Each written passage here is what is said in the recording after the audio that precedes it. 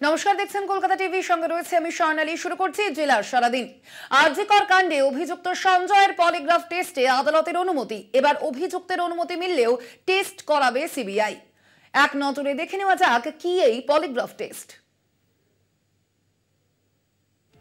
RG Kar medical কলেজে ছাত্রীকে ধর্ষণ করে খুনের ঘটনায় অভিযুক্ত সিভিক ভলান্টিয়ার সঞ্জয়ের পলিগ্রাফ টেস্টে অনুমতি দিল আদালত। অভিযুক্তের অনুমতি মিললেই তাকে টেস্ট করাবে সিবিআই। কি এই পলিগ্রাফ টেস্ট? বিশেষজ্ঞদের মতে আদতে পলিগ্রাফ টেস্ট অভিযুক্তের মানসিক অবস্থার পরীক্ষা।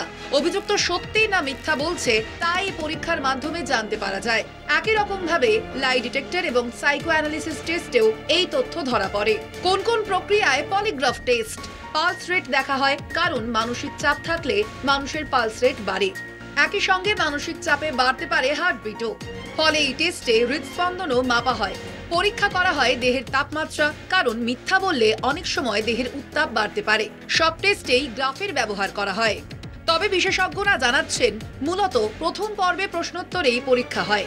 পরে প্রয়োজন হলে ওষুধ কিংবা ইনজেকশন ব্যবহার হতে পারে। কোনো ওষুধে ঝিমুনির ভাবও আসতে পারে। এই সময় অনেক ক্ষেত্রেই অভিযুক্ত সত্যি কথা বলে। আগে মিথ্যা বললেও ঘুমের মধ্যে সত্য বেরিয়ে আসতে পারে।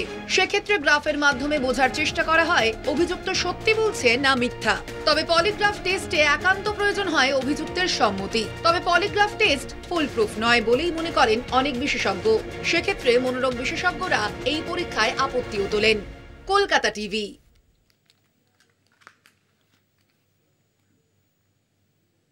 সিজিওতে আনা হয় সন্দীপ ঘোষের গাড়ি। অধ্যক্ষ থাকার সময় গাড়িটি ব্যবহার করতেন সন্দীপ। গাড়িটি পরীক্ষার জন্য সিজিওতে আনা হয়। সন্দীপের গাড়ি চালককেও জিজ্ঞাসাবাদ করে সিবিআই আধিকারিকরা। সিজিও কমপ্লেক্সে আজ আনা হয় সন্দীপ ঘোষের গাড়ি। অধ্যক্ষ থাকার সময় এই গাড়িটি ব্যবহার করতেন সন্দীপ ঘোষ। গাড়িটি পরীক্ষার জন্য সিজিওতে আনা হয়। সন্দীপের গাড়ির চালককে জিজ্ঞাসাবাদও করেন সিবিআই আধিকারিকরা।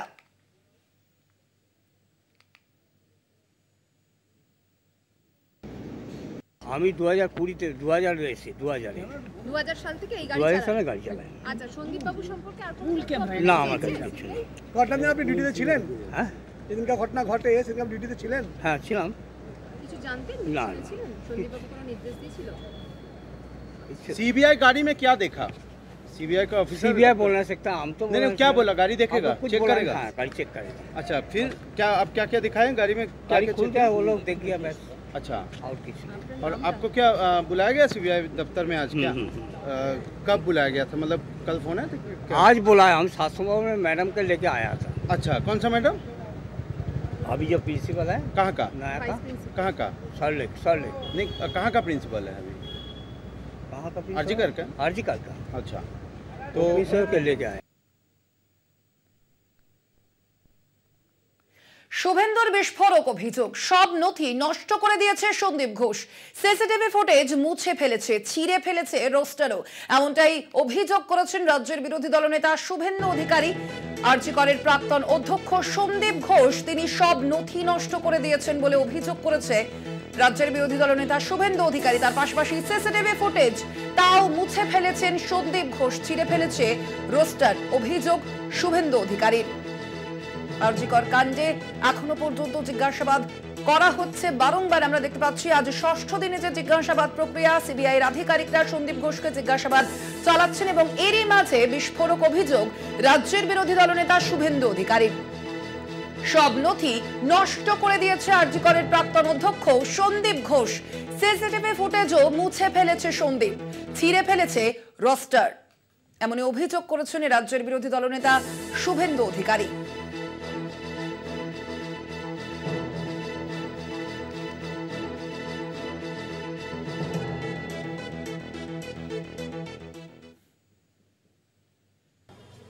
ঘর ভাঙা হয়ে গেছে কীর্তিমান সন্দীপ ঘোষ। বেসিন চেঞ্জ হয়ে গেছে, ভিসেরা চেঞ্জ হয়ে গেছে, ব্লাড স্যাম্পল চেঞ্জ হয়ে গেছে, সব চেঞ্জ হয়ে গেছে। সিসিটিভি ফুটেজ মুছে দেওয়া, ওই দিনকার নাইট ডিউটির রোস্টার ছিঁড়ে খাতা থেকে হজম করে দেওয়া, 4 দিন 5 দিনে সব করে ফেলেছে। মমতা আর তার গুন্ডারা। শুভেন্দু অধিকারীর এই বিস্ফোরক অভিযোগের পাল্টা তৃণমূল মুখপাত্র অরূপ চক্রবর্তী কি বলেছেন শুনবো।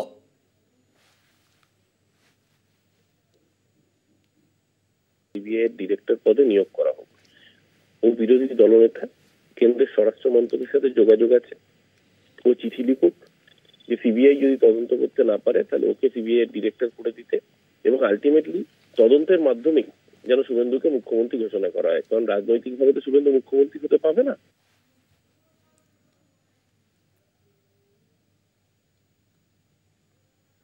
স্বাস্থ্য ভবনের সঙ্গে কথা বলে হতাশ আন্দোলনকারীরা। আন্দোলনে অনড় আরজি করের চিকিৎসকরা। কোনো আশ্বাস দিতে পারেনি স্বাস্থ্য ভবন। সিবিআই এর স্ট্যাটাস রিপোর্ট দেখে পরবর্তী পদক্ষেপ এমনটাই বলা হয়েছে তাদের। এবং স্বাস্থ্য ভবনের সঙ্গে কথা বলে রীতিমতো হতাশ জুনিয়র চিকিৎসকরা। আজকে আমরা দেখেছি যে সিজিও কমপ্লেক্স থেকে শুরু করে স্বাস্থ্য ভবন পর্যন্ত অভিযান করেছেন জুনিয়র চিকিৎসকরা। আরজি কর কাণ্ডের বিচারের দাবিতেই এই অভিযান ছিল তাদের। এবং স্বাস্থ্য ভবনের সঙ্গে কথা বলে রীতিমতো হতাশ জুনিয়র চিকিৎসকরা, যারা আন্দোলনকারী চিকিৎসকরা। আন্দোলনে যদিও এখনো পর্যন্ত অনড় আরজি করের চিকিৎসকরা, চলছে কর্মবিরতি এবং অন্যদিকে চলছে প্রতিবাদও।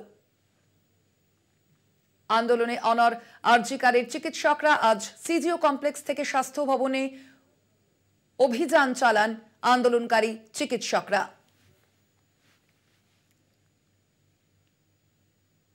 বৈঠকে যেটুকু থেকে আমাদের যে মনে হয়েছে যে স্বাস্থ্য ভবন অযথা প্রশাসনিক জটিলতার দোহাই দেখিয়ে ব্যাপারটিকে দীর্ঘায়িত করতে চাইছেন, এবং আমাদের এটা স্পষ্টতই মনে হয়েছে কোনো একটা চাপের কাছে স্বাস্থ্য ভবনে অসহায়, যে আমাদের এই সামান্য দাবিটুকু, আমরা জাস্টিস চাইতে আজকে স্বাস্থ্য ভবনে আসিনি।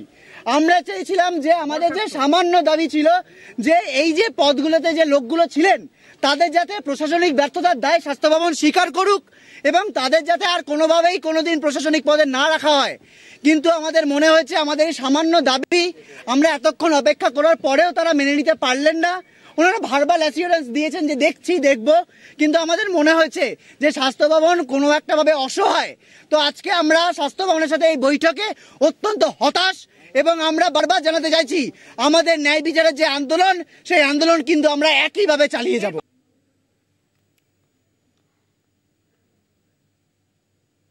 এবার সন্দীপ ঘোষের বিরুদ্ধে ইডি তদন্তের আবেদনে মামলা। আর্থিক দুর্নীতি সহ অন্য মামলায় ইডি তদন্তের আবেদন। বিচারপতি রাজস্বী ভরদ্বাজের এজলাসে মামলার আবেদন। মামলা দায়েরের অনুমতি বিচারপতির। ইডি তদন্ত চেয়ে হাইকোর্টে চিকিৎসক আক্তার আলী। নিরাপত্তা চেয়েও হাইকোর্টের দ্বারস্থ আক্তার আলী। এবার সন্দীপ ঘোষের বিরুদ্ধে ইডি তদন্তের আর্জি জানিয়েছেন এই চিকিৎসক আক্তার আলী। সন্দীপ ঘোষের দুর্নীতির নিয়ে থানায় অভিযোগ করেন তিনি। অভিযোগের কপি হাইকোর্টে জমা দেন চিকিৎসক আক্তার আলী। 2023 সালে সন্দীপ ঘোষের বিরুদ্ধে অভিযোগ করেও কোনো লাভ হয়নি, কোনো পদক্ষেপ নেওয়া হয়নি সন্দীপ ঘোষের বিরুদ্ধে, এমনই অভিযোগ করেছেন চিকিৎসক আক্তার আলী। এবার সন্দীপের বিরুদ্ধে ইডি তদন্তের আবেদনে মামলা। একদিকে আমরা দেখতে পাচ্ছি যে সিবিআই আধিকারিকরা তাকে জিজ্ঞাসাবাদ চালাচ্ছেন। আজ 6ষ্ঠ দিনে তার সেই জিজ্ঞাসাবাদ যে প্রক্রিয়া তা চলছে, এবং তার পাশাপাশি এবার কিন্তু সন্দীপ ঘোষের দুর্নীতি নিয়ে থানায় অভিযোগ দায়ের করেছেন এই চিকিৎসক আক্তার আলী। পাশাপাশি ইডি তদন্তের আর্জিও জানিয়েছেন আক্তার আলী। অভিযোগের কপি হাইকোর্টে জমা দিয়েছেন চিকিৎসক। 2023 সালে সন্দীপ ঘোষের বিরুদ্ধে অভিযোগ জানিয়েও লাভ হয়নি, কোনো রকম কোনো পদক্ষেপ নেওয়া হয়নি আরজি করের প্রাক্তন অধ্যক্ষের বিরুদ্ধে। ছাত্রদের থেকে টাকা নিয়ে পাশ করানো হয়েছে এমনই বিস্ফোরক অভিযোগ করেছেন চিকিৎসক আক্তার আলী, এবং সেই অভিযোগের প্রেক্ষিতেই এবার ইডি তদন্তের আবেদন জানিয়েছেন চিকিৎসক। ঠিক কি অভিযোগ করেছেন তিনি শোনাবো আপনাদের।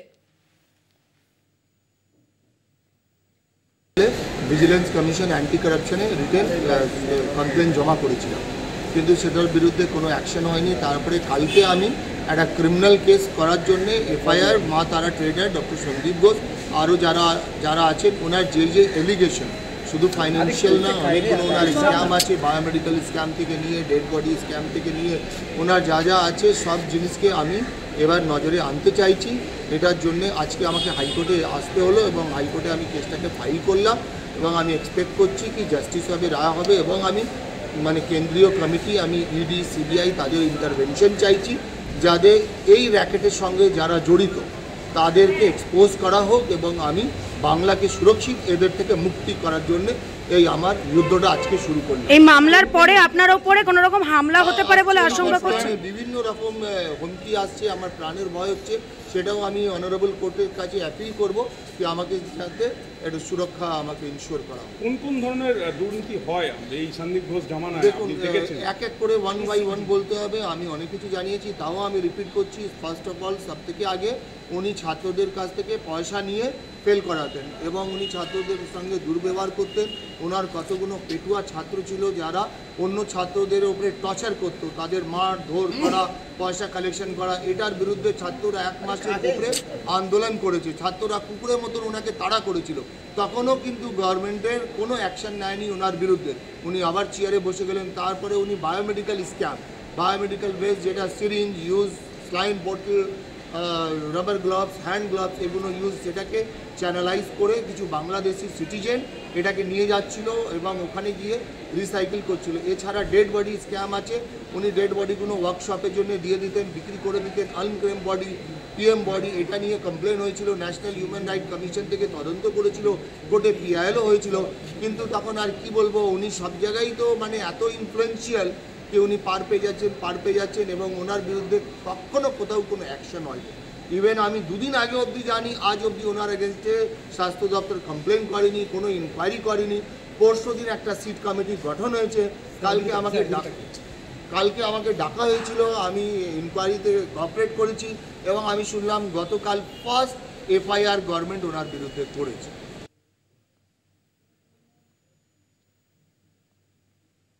আর এবার নজর রাখবো পরবর্তী খবরে। 6 দিন নিখোঁজ থাকার পর বিজেপি কর্মীর ঝুলন্ত দেহ উদ্ধার বীরভূমের মোহাম্মদ বাজারে। বাড়ির কাছের জঙ্গল থেকে ঝুলন্ত দেহ উদ্ধার করলো পুলিশ।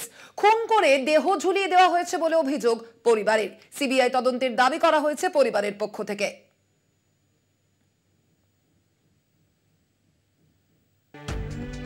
15 অগস্ট নিখোঁজ ছিলেন বীরভূমের মোহাম্মদ বাজারের খয়রাকুড়ি গ্রামের বাসিন্দা অশোক ঘোষ।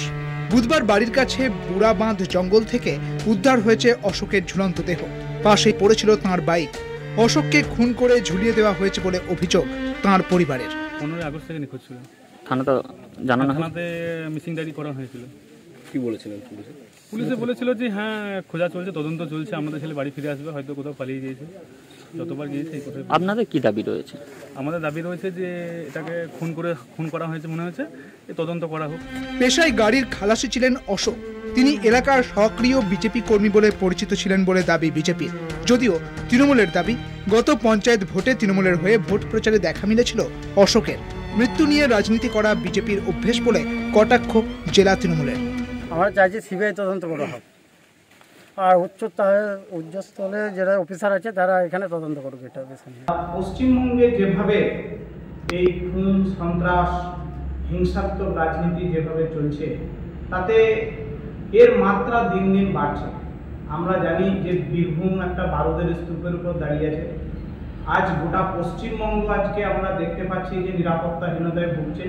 পুলিশ প্রশাসন, এমনকি বর্তমানের যে সরকার, সেই সরকারও ছোট জগন্নাথের মতো বসে আছে। এরা সাধারণ মানুষের নিরাপত্তা দিতে ব্যর্থ। এবার সে তৃণমূল, বিজেপি, সিপিএম সেটা পরের কথা। আর তার মধ্যে আপনারা লক্ষ্য করে দেখবেন সংবাদ মাধ্যমে যে উনি কিন্তু আমাদের পঞ্চায়েত এবং লোকসভা নির্বাচনে আমাদের প্রচারের সঙ্গে ওনাকে দেখা গেছে। তো সেই হিসাবে বিজেপি কি দাবি করছে সেটা বড় কথা নয়। আর যে কোনো মৃত্যু নিয়ে নোংরা রাজনীতি করা বিজেপির একটা অভ্যাস, যে তাদের বিজেপি কর্মী তাদেরকে খুন করা হয়েছে, পরবর্তীতে কি হয় সেগুলো সব আপনারা জানেন। মোহাম্মদ বাজারের অশোক ঘোষের দেহ উদ্ধারের পর তাঁর রাজনৈতিক পরিচয় নিয়ে রীতিমতো টানাপোড়েন শুরু হয়েছে তৃণমূল এবং বিজেপির মধ্যে। আদৌ রাজনৈতিক রেষারেষিতেই খুন, নাকি পারিবারিক পুরনো শত্রুতার জেরে খুন হতে হলো অশোককে, তার তদন্ত শুরু করেছে পুলিশ। মোহাম্মদ বাজার থেকে মনা বীরবংশীর রিপোর্ট, কলকাতা টিভি।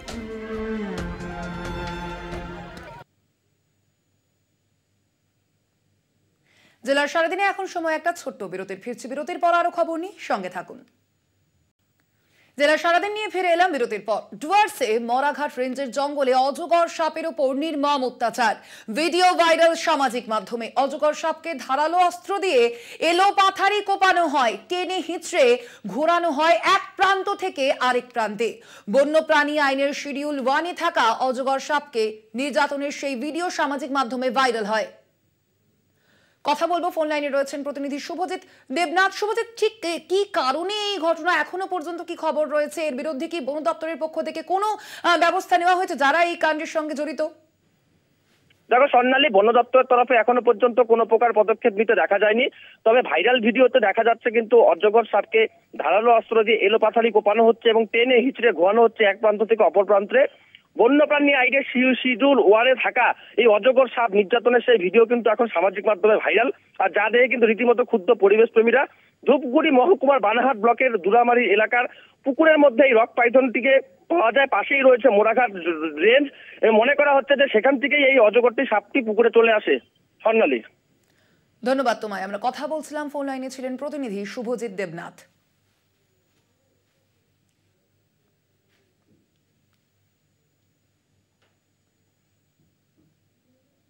বারুইপুরে জলাভূমির উপর বহুতল তৈরির অভিযোগ, প্রশাসন কোনো ভূমিকা না নেওয়ায় উঠছে প্রশ্ন।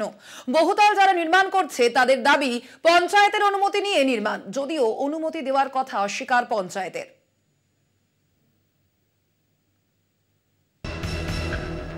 জলাভূমি ভরাট নিয়ে একাধিকবার কড়া বার্তা দিয়েছেন মুখ্যমন্ত্রী। তারপরেও বেআইনিভাবে জলাভূমির ওপর তৈরি হচ্ছে বহুতল। বারুইপুরের চরণে নবগ্রাম পঞ্চায়েত এলাকায় জলাভূমির ওপর বেআইনিভাবে বহুতল নির্মাণের অভিযোগ। জলাভূমির ওপর মাটি নরম, তার উপর বহুতল নির্মাণ হলে যে কোনো সময় তা ভেঙে পড়ার আশঙ্কায় স্থানীয়রা। বিপজ্জনক অবস্থায় মূল রাস্তার পাশেই এইভাবে নির্মাণ কাজ চলছে। অভিযোগ উদাসীন প্রশাসন। নির্মাণকারী সংস্থার দাবি পঞ্চায়েতের অনুমোদন নেওয়া হয়েছে। হ্যাঁ, আমাদের পঞ্চায়েতের পারমিশনের জন্য পেয়ার করা হয়েছে। বিল্ডিংয়ের আমাদের যে প্ল্যান করতে হয় সেটাও করা হয়েছে। আর এটা তো সবচেয়ে বড় কথা, এটা শালি জমি, 1828 দাগ আর 1829 দাগ। 29 দাগটা দোকান ঘর রেকর্ড আছে, আর 28টা শালি জমি। এবার এখান থেকে অল্প একটু মাটি কেটে আমাদের ওখানে এই ফেলা হয়েছে, কিছু গাছের গোড়ায় দেওয়া হয়েছে। এটা তো কোনো পুকুর টুকুর নয়। না, পুকুর না, কাগজে আছে আমাদের সব শালি সম্পত্তি। সেটা আইন কাগজটা দেখুক না, দেখলে তো বুঝতে পারবে আমাদের শালি সম্পত্তি কি আমাদের পুকুর কি ডোবা। সেটা আইন প্রশাসন এসে দেখুক না আমাদের কাগজটা। যে কমপ্লেন করেছে তার কাগজটা দেখাক শালি কি পুকুর, আর আমরা আমাদের কাগজ দেখাচ্ছি শালি কি পুকুর, সেটা দেখলেই বোঝা যাবে। আপনারা সমস্ত নিয়ম মেনেই করছেন? হ্যাঁ, সমস্ত নিয়ম মেনেই করছি। পঞ্চায়েতে আমাদের তো জানিয়ে রেখেছি সব। পঞ্চায়েত সূত্রে জানা গিয়েছে, আবেদন জমা পড়লেও এখনো পর্যন্ত কোনো অনুমতি দেওয়া হয়নি। না, বিষয়টা আপনি বললেন, শুনলাম। পরবর্তী সময়ে আমি এটা দেখব, দেখে সত্যি যদি পুকুরের ওপরে বাড়ি হয়ে থাকে বা রেকর্ডে পুকুর থেকে থাকে, তাহলে আমি লোকাল পঞ্চায়েতকে বলবো যে এটার ব্যবস্থা নেওয়ার জন্য। পঞ্চায়েত সদস্য বা প্রধানদার এটা দেখা উচিত। আমি মনে করি যে কোনো পুকুর খাল বিলে বাড়ি করা উচিত না। এর বিরুদ্ধে স্টেপিং নেওয়া হয়েছে, অলরেডি শুরু হয়ে গেছে। মুখ্যমন্ত্রীর কড়া বার্তাকে উপেক্ষা করে কিভাবে তৈরি হচ্ছে বেআইনি বহুতল, এখন প্রশাসনের দিকে তাকিয়ে এলাকাবাসী। বারুইপুর থেকে প্রিয়গোপাল মুখোপাধ্যায়ের রিপোর্ট, কলকাতা টিভি।